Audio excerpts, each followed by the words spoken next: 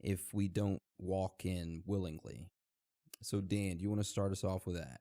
One of the ways is boxcars. These camps are eerily similar to the concentration camps in Germany. You will often find the railroad tracks heading right to the facility, or also an airport close by.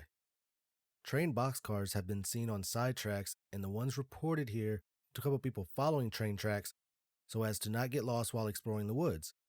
In this case, the boxcars were painted black with shackles welded into them and a modern guillotine at the head of each boxcar inside. Many reports mention there being shackles in other FEMA boxcars as well. So maybe you're thinking, maybe they're used for something we just don't know yet, or there's a reason to have these boxcars with shackles in them. Even the Germans didn't have shackles in their boxcars and were able to transfer millions of people to concentration camps. Are they expecting more fight from us because we are aware of the tactics used in World War II? Are they taking these techniques on because they're working alongside Germany in the Marshall Center, which we're going to dig into really in the Strange Facts and Findings, and maybe they are talking together to come up with plans that worked for them to try to use on us? Oh, and I also want to mention these aren't just like standard boxcars that you would see on a railroad track. These are 3-story boxcars that literally look like jail on wheels. Also, why did FEMA order 102,000 of them? I have pictures, of course, because we always come with the goods, of these FEMA boxcars. And when you see them, it's 2 boxcars together and then a gap. 2 boxcars together, then a gap. And the inside of these things look like jails. It looks like a jail. That's scary. It is. And I know, Aaron, you have something very similar to these. Yeah. So you want to talk about that? Yeah. So similar to boxcars, there's these prison barges. These are possibly even less escapable. Like imagine a prison on a barge in water. That would be pretty much our new world or our new home. Well, if you were one of the ones they didn't have on the kill list. The FEMA barge funding is public record. This is one of those things where they hide them in plain sight because it would seem to appear legitimate, because it was supposed to be used to rescue people in coastal areas or near bodies of water. Even though those records are public, if you tried to find detailed operational plans, you won't. One person stated that from their sources, they would claim to know nothing or provide any little detail about them. They would almost act like that they had fear struck upon them when bringing up the topic. Almost all of these barges are multi-story. They're able to hold anywhere from 2,000 to 3,000 people. That all depends on how much space they decide to let you have. They will probably justify themselves with how cramped of an area they give you because they are not supposed to be permanent residents but only temporary. During the Hurricane Harvey, several people did say that during the evacuation in Florida, said that they knew of people who went into FEMA custody but then never reappeared. There were suspicions back in 2013 that the Google barges were also holding people, and following was the full statement made to the TechCrunch. Google barge. A floating data center. A wild party boat.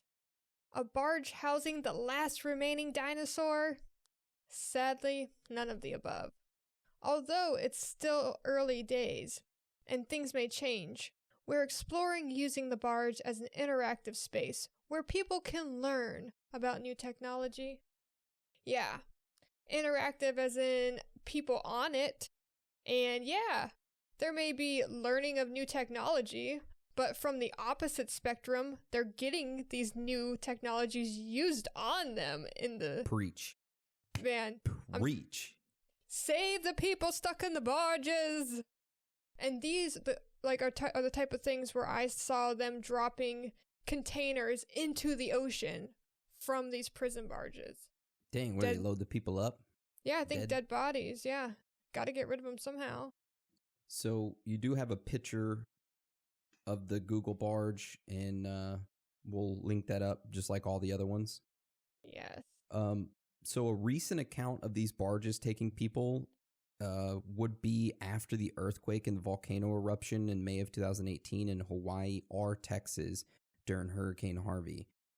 Some people believe that the shadow government uses HARP to create a natural disaster, and then FEMA comes in, taking people who are never found again, especially children, immigrants, and even the homeless.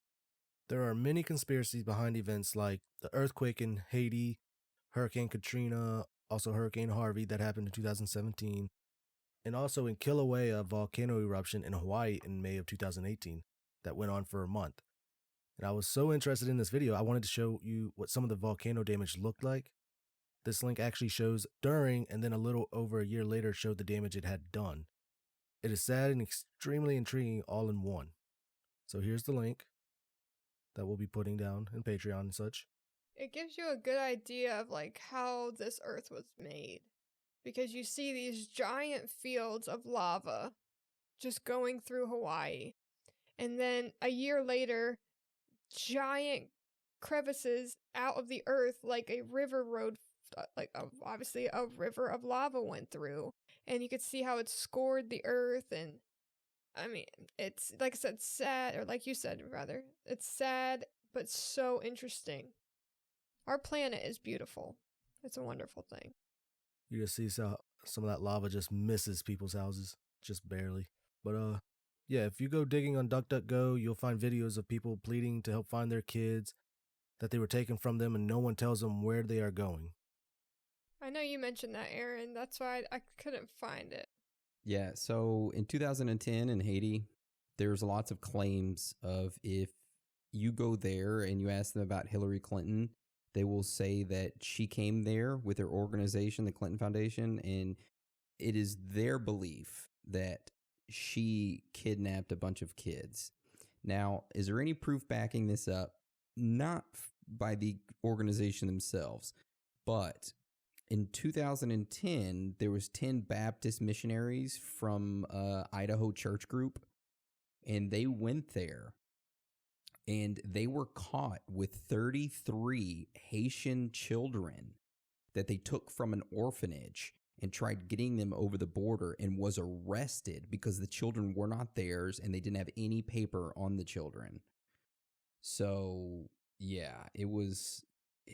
It looked so much like a trafficking thing for children. It was very weird and odd, and I went digging on it, and we're going to touch a lot of that stuff come our Epstein month. So, yeah, you have that to look forward to. Oh, well, I also found the same happened to people in Hurricane Harvey. I saw videos of homeless people waiting in line, being told to go to a different bus than the ones who were homeless, but not like street homeless, just like lost their home to the floods. But they were told, you either get on this bus or no bus at all. Where were they taking them? Why did it matter who went on what bus if they're going to the same camps? So, if we are put into these camps, what will ultimately come of us? Well, from what I'm reading, most of us will be executed, become slaves, and if you conform to the New World Order, then you can live your lives in the way that the new way is, where you're chipped and tracked, become a slave to the elite, but at least you're still alive, right? I want to touch base on some scary fucking shit that we found that would be implemented in this New World Order. Starting with guidelines changed in allowing guillotines for execution purposes. Dan, fill in the world of what's possibly to come. So when it comes to guillotines, you often will also hear this Bible verse along with them. And I'm only referencing it because a lot of arguments go with the thought that is what we are going to experience and where they may be drawing for inspiration. For instance, let me read you this quote from Revelations 24. Then I saw thrones, and seated on them were those to whom the authority to judge was committed. Also I saw souls of those who had been beheaded for the testimony of Jesus and for the word of God, and those who had not worshipped the beast or its image, and had not received its mark on their foreheads or their hands. They came to life and reigned with Christ for 1,000 years. Scary, right? Extremely. Yeah. But did you know that under Obamacare there is a code ICD 9 Echo 978, which